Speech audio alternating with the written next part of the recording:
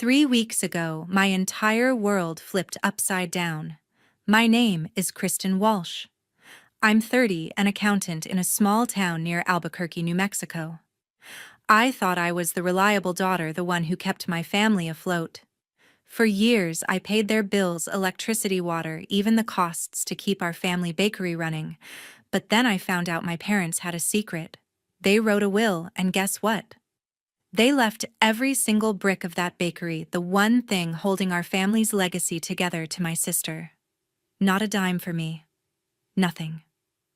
I was gutted, like someone had ripped the ground out from under me. I sat in my car staring at the lawyer's papers, my hands shaking. All those years of sacrifice, all the money I poured in, hundreds of thousands of dollars, and they chose her. She, who never lifted a finger, who spent her days shopping and traveling while I worked overtime. I could have let it slide, but I was done being the doormat. So I made a choice. I secretly stopped paying their bills, every last one. No warning, no explanation.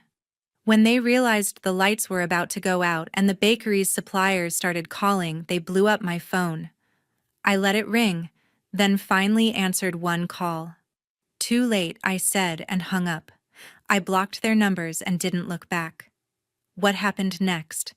It's a wild ride. Stick around to see how it all unfolded. If this happened to you, would you choose to forgive or cut all ties? Share your thoughts in the comments. I will read every single one. Let me take you back to how this all started. 3 years ago, I became the backbone of my family's finances. As an accountant, I was used to balancing budgets. So when Mom and Dad asked for help, I stepped up without hesitation. Every month, I covered their utilities, electricity, water, gas, and poured money into keeping our family bakery running. We're talking supplier payments, equipment repairs, and even staff wages when things got tight. It wasn't just pocket change. I was shelling out thousands month after month to keep the lights on and the ovens hot. I didn't mind at first. That bakery built by my grandparents was where we'd spent Sunday mornings kneading dough and laughing together. It felt like keeping their legacy alive. Meanwhile, Tara, my sister, was living a different story. She'd breeze into town with new designer bags fresh from some extravagant trip, Paris one month, Miami the next. She never chipped in a dime. Not for the house, not for the bakery, nothing. I'd see her post photos online, sipping cocktails by a pool while I was crunching numbers late at night to cover another bill. It stung, but I brushed it off. Family's family, right. What hurt more was how Mom and Dad always had her back. If I mentioned Tara's spending, they'd say she was finding herself or needed a break. I'd sacrificed my own dreams, buying a house, building a retirement fund just to keep them afloat. I'd sit at my desk double-checking their accounts, making sure every payment cleared. I thought I was doing the right thing, holding our family together.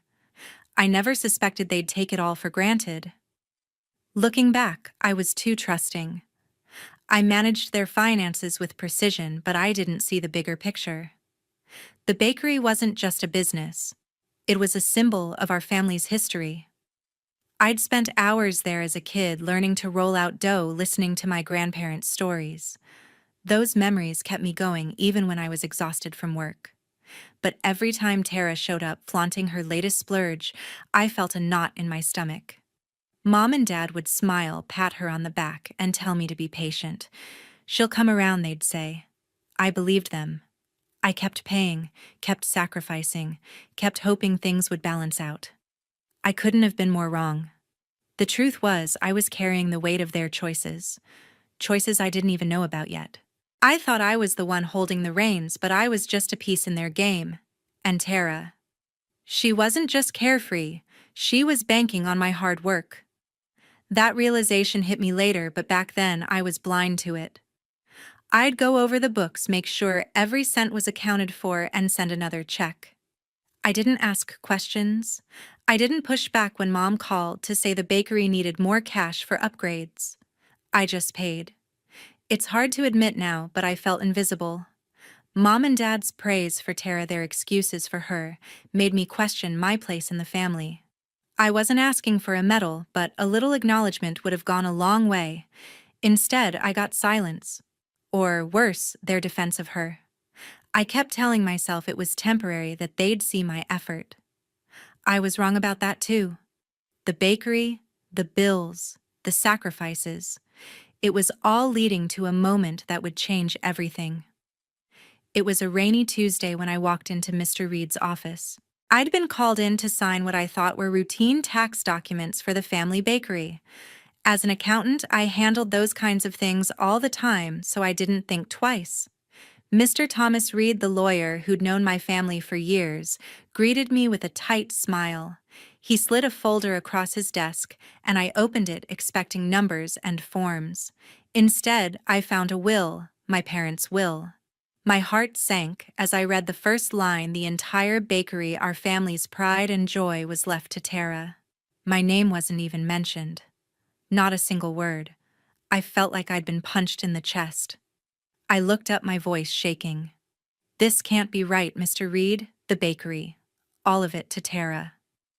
He nodded, his face grim, and said my parents had finalized it weeks ago. Cynthia, my mom, was sitting across from me, her hands folded tightly. I turned to her, barely holding it together. "Mom, what is this? I've been keeping that bakery alive. $200,000 of my own money, my savings, my overtime, and you're giving it to Tara." Her eyes darted away, but I pressed harder. "Explain it. Now." Mom shifted in her chair, her voice soft but firm. "Tara's had a rough time. Her business ventures failed, and she needs something stable. The bakery will give her a fresh start." I couldn't believe it. A fresh start. For Tara, who'd never once helped, I leaned forward, my words sharp. "And what about me?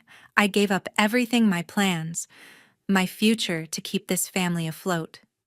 Doesn't that count?" Mom's response was a vague mumble. "We just want what's best for both of you." It was a cop-out, and it burned. I pushed the folder back toward Mr. Reed, my hands trembling with rage. "You know I've paid for every repair, every bill, every supplier for that place. And this is how you repay me." Mom tried to interrupt, but I cut her off. "No, Mom, I'm done listening to excuses." I stood up, my chair scraping the floor. "Mr. Reed stayed silent, his pen frozen over his notepad. I could feel Mom's eyes on me, but I didn't look back.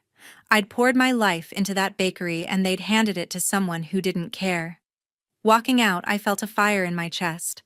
This wasn't just about money, it was about betrayal. My parents had watched me sacrifice for years, knowing they'd cut me out. I got into my car, the weight of their decision sinking in. As I drove home, my mind raced. Why Tara? Why not me? I thought about every check I'd written, every late night balancing their books. The bakery wasn't just a business. It was our family's heart, built from my grandparents' sweat and love. And they chose her over me. I gripped the steering wheel, my knuckles white. I wasn't going to let this slide. I'd been the one holding everything together, and now I saw it clearly. They'd taken me for granted. Mom's words echoed in my head, her weak defense of Tara, her refusal to acknowledge my effort. It wasn't just unfair, it was wrong. I didn't know what I'd do next, but one thing was certain: I wasn't going to keep playing their game. I'd find a way to take back what was rightfully mine, no matter what it took. The next morning, I sat in my kitchen with a plan. The sting of that will was still raw, but I wasn't going to let my parents' betrayal define me. I opened my laptop and started canceling every payment I'd been making for them. First, I pulled the plug on their home utilities: electricity, water, internet, gone. Then, I stopped the automatic transfers for the bakery's expenses, supplier invoices, delivery services, even the monthly maintenance for their ancient ovens. I didn't hesitate. For years, I'd been their financial lifeline, and they'd thrown it back in my face. No more. I drove to the bakery, my pulse racing. It wasn't just about the money, it was about respect. When I walked in, Paul, my dad, was behind the counter sorting receipts. The familiar smell of fresh bread hit me, but I pushed it aside. "Dad, we need to talk," I said, my voice steady but sharp. He looked up surprised, and I didn't give him a chance to sidetrack me. I've been paying for this place every bill, every repair, every delivery. $200,000 over 3 years. My money. And you and Mom decided Tara gets it all. I laid out the numbers: 10,000 for equipment, 15 for suppliers, thousands more for utilities. His face went pale, but I kept going. I gave up my own plans to keep this alive. And for what Dad fidgeted, his eyes avoiding mine. Tara's had a tough time, he said quietly. She needs this more than you do. You're doing fine. Fine. I almost laughed. Fine. I snapped. I've been working myself to the bone, Dad. I've paid for your house, your groceries, this bakery. And you think Tara, who's never contributed a cent, deserves it? He started to respond, but his words were weak. Something about family sticking together. It was the same tired excuse I'd heard from Mom. I shook my head. You've made your choice. I'm done footing the bill. I turned to leave, my heart pounding. As I stepped out, a strange relief washed over me. I'd carried their weight for so long, and letting it go felt like breaking free. But it hurt too, knowing they'd dismissed everything I'd done. Back home, my phone buzzed. It was Joan Phillips, a family friend who'd always been straight with me. Her text was short. Heard about the will. You okay? You need to stand up for yourself. I stared at the message, her words sinking in. Joan was right, I couldn't keep playing their game. I'd been too giving, too trusting, and it had cost me.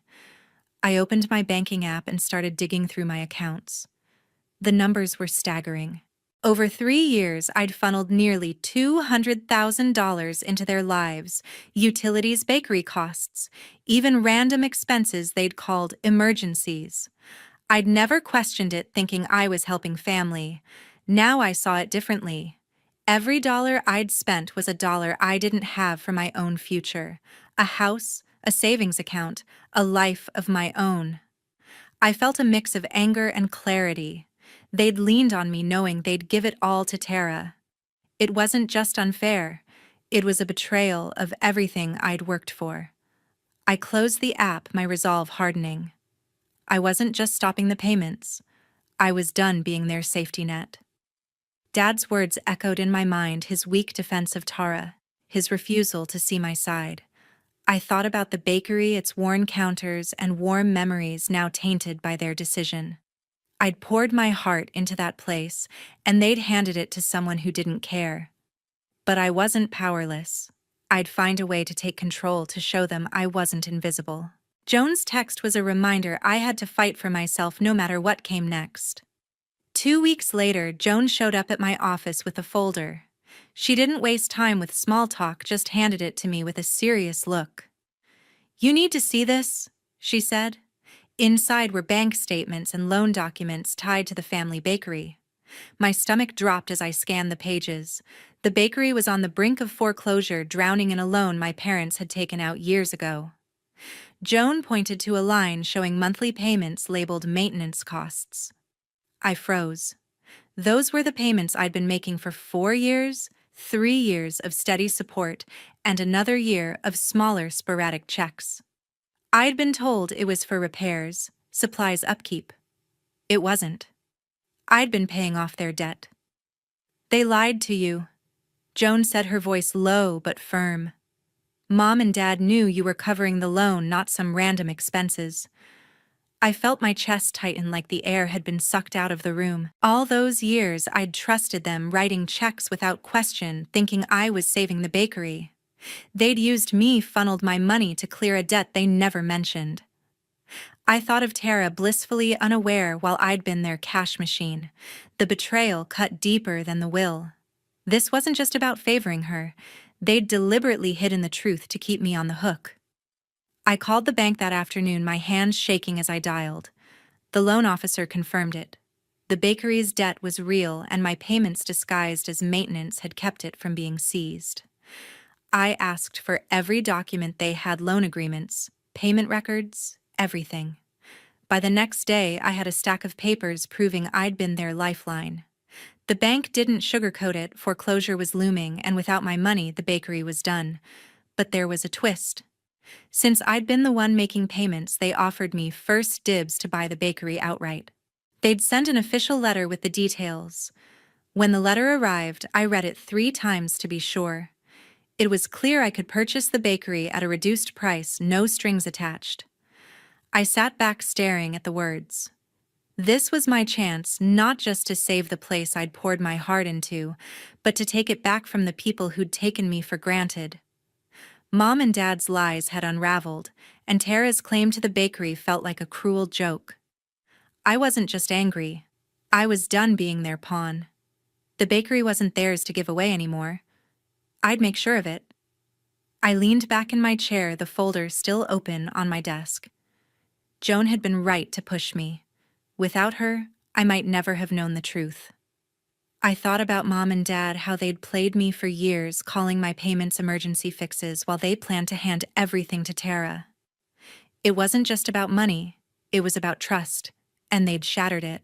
I pictured the bakery, its worn counters and warm ovens, a place I'd loved since I was a kid. I'd kept it alive, not them, and now I had a shot to claim it for myself. My resolve hardened as I folded the bank's letter. This wasn't about revenge, it was about justice. I'd been the one holding the bakery together, and I wasn't going to let it slip away. The thought of Tara walking away with it after everything I'd done was unbearable. I didn't know how they'd react when I made my move, but I was ready to fight. The bakery was more than a business, it was my legacy too, and I was done letting anyone else control it. When I got the bank's letter, I knew what I had to do. I drained my savings, every penny I'd scraped together, and finalized the purchase with the bank. By the end of the week, the papers were signed, and I was the legal owner of the family bakery. It felt surreal holding the deed in my hands, knowing I'd taken back what was rightfully mine. For the first time, I wasn't just the one paying the bills, I was in charge. A few days later, Tara showed up at my house unannounced. She stormed in, her face flushed, clutching a copy of the will. "You can't just take the bakery," she snapped. "That's mine. Mom and Dad promised it to me." I crossed my arms, keeping my voice calm but firm. "Tara, you didn't put a dime into that place." "I did. I paid off the debts, kept it running. It's mine now, fair and square." Her eyes widened and she started arguing, demanding we split ownership. I cut her off. "No, you don't get to waltz in and claim something you never cared about. This conversation's over." She left, slamming the door, but I didn't flinch. I was done bending. That evening, an email from Mom and Dad popped up. They wrote about finding a fair solution and keeping the family together, urging me to negotiate with Tara. I read it once, then deleted it. Their words felt hollow, like another attempt to guilt me into giving up what I'd earned. I wasn't going to play their game anymore. They'd made their choice when they hid the truth and handed everything to Tara. I didn't owe them a response. The next day, Denise Scott, a close friend who'd always been there for me, stopped by my office. She sat across from me, her expression steady. "You did the right thing," she said. "Don't let them make you doubt yourself. You fought for that bakery, and it's yours." Her words hit hard, grounding me. Denise didn't sugarcoat things, she knew what I'd been through, and her support felt like a lifeline. I nodded, grateful for her encouragement. "I'm not backing down," I told her. She smiled. "Good. Stay strong." With the bakery officially mine, I got to work. I hired a contractor to fix the outdated wiring and replace the cracked countertops. The place needed a fresh start, just like I did. I brought in new staff, reliable people who cared about the business, not just a paycheck. I spent hours interviewing bakers, training them on my grandparents' old recipes, the ones I'd learned as a kid. Every decision, from choosing suppliers to updating the menu, was mine to make. It was exhausting, but it felt right. For the first time, I wasn't just keeping the bakery afloat, I was building something of my own. Standing behind the counter one evening, I looked around at the polished surfaces and the new faces working beside me. A quiet pride settled in my chest. This was my bakery now, not just a family heirloom I'd been propping up. I thought about all the years I'd poured into it, all the sacrifices I'd made, and how Mom, Dad, and Tara had taken it for granted. Owning it didn't erase the hurt. but it gave me control. I wasn't the invisible daughter anymore. I was the one calling the shots, and that felt like a victory worth fighting for. A month later, my phone lit up with notifications. Tara had posted on Facebook a long, dramatic rant accusing me of stealing the family bakery. She painted me as the villain, claiming I'd snatched it from under her nose, betraying Mom and Dad's wishes. Her words were sharp, meant to wound, and they sparked a firestorm online. Comments poured in, some from people I barely knew, taking sides in a story they didn't understand. I read the post once, my jaw tight, but I didn't respond. I wasn't going to play her game on a public stage. To my surprise, the tide turned quickly. Neighbors who'd known me for years left comments defending me. "Kristen kept that bakery alive," one wrote. Another, a regular customer, added, "You've got some nerve, Tara, after everything she's done." Friends from town chimed in too, calling out Tara's absence while I'd been pouring my life into the business. Their support caught me off guard, a reminder that not everyone bought her story. It didn't erase the sting of her words, but it made me feel seen, like my efforts hadn't gone unnoticed by everyone. Then came the lawsuit. Tara and Stephen, her husband, hired a lawyer to challenge my ownership of the bakery. They claimed I'd manipulated the situation, that the will entitled Tara to the business. I wasn't worried. I had the bank's documents, payment records, and the deed in my name. When I met with my own lawyer, she was blunt. "They've got nothing." The case fell apart in weeks, dismissed for lack of evidence. Tara and Stephen had no proof to back their claims, and the judge didn't entertain their flimsy arguments. It was a hollow victory, though. The fact that they'd dragged me to court at all left a bitter taste. A few days later, a handwritten letter arrived from Carol Harris, my aunt. It was pages of scolding, accusing me of tearing the family apart and being selfish.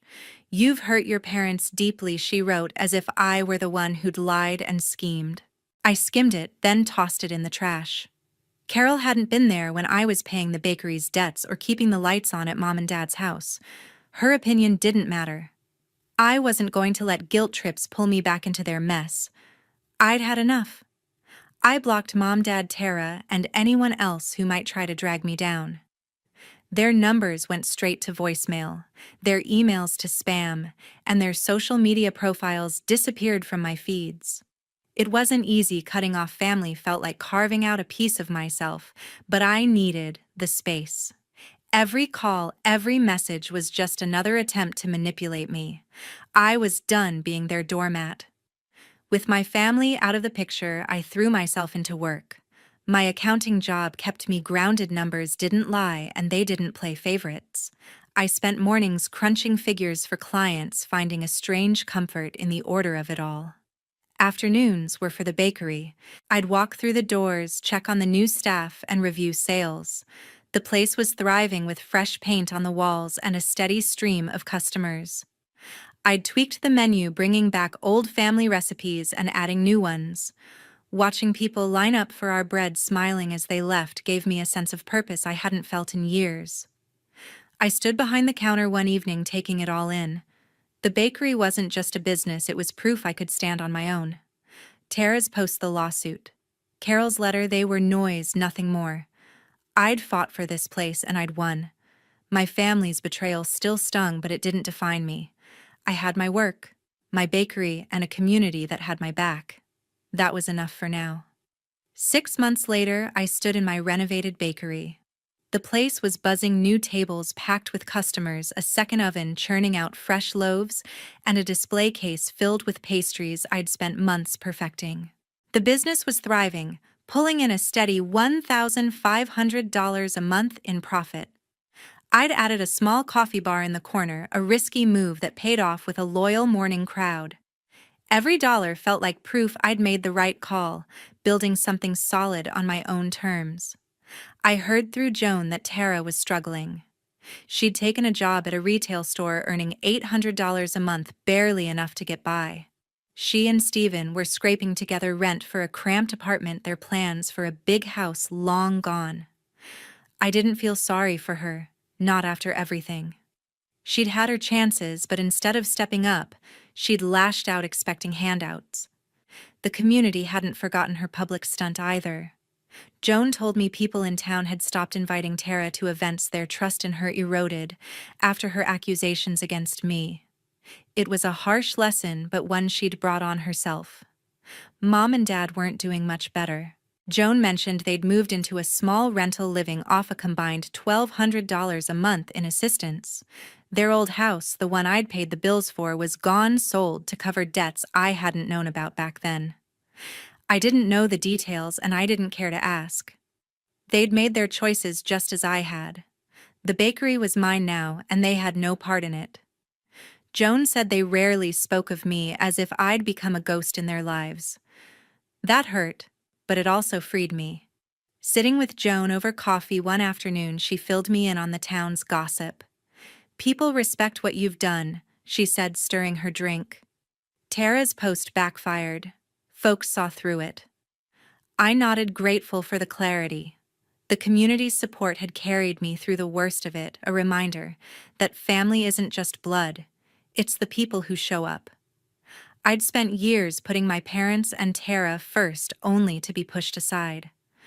Now I saw it clearly. Their betrayal wasn't my fault. It was their failure to value me. Looking back, I realized how much I'd grown. I used to think family meant sacrificing everything, my money, my dreams, my time. But that blind loyalty had nearly broken me. Cutting them off wasn't easy, but it was necessary. I'd learned to put myself first to build a life that didn't revolve around their needs. The bakery was more than a business. It was a symbol of my independence. I didn't regret a single step, not the fight to buy it, not the decision to walk away from their drama. I'd found my own worth, and that was enough. To everyone who's followed this story, thank you. Your support means the world, especially when I was navigating the hardest parts. I'd love to hear your thoughts. Have you ever faced unfairness in your family? How did you handle it? Share in the comments and let's talk about what it means to stand up for yourself. This journey wasn't just about a bakery, it was about reclaiming my life. I hope it inspires you to do the same.